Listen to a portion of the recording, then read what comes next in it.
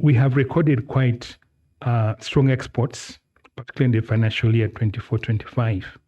And this is linked to the improved coffee prices and also cocoa prices, accompanied by volume increases in the case of coffee.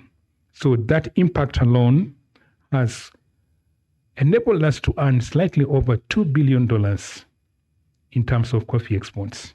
And then, of course, the other thing is that the increased offers of government securities in the market has attracted a number of offshore players. And when they come with dollars, exchange it for shillings to participate in the government securities market. But more fundamentally is the dollar has been weakening world over.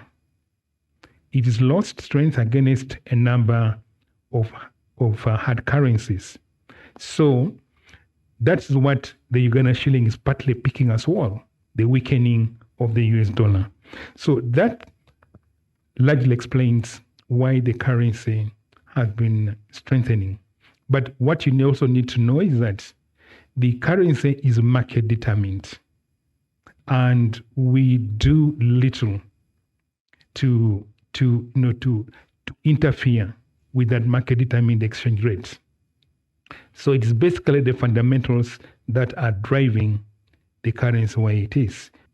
We have also had a prudent monetary policy that has maintained confidence and has attracted a number of offshore players into our markets, particularly to participate in the government securities.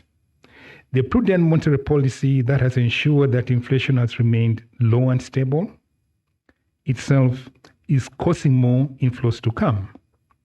And then we have also undertaken a number of reforms in the FX market, particularly strengthening what we call the swap market, where a number of players are increasing in the activity. So what this is doing is that it is relieving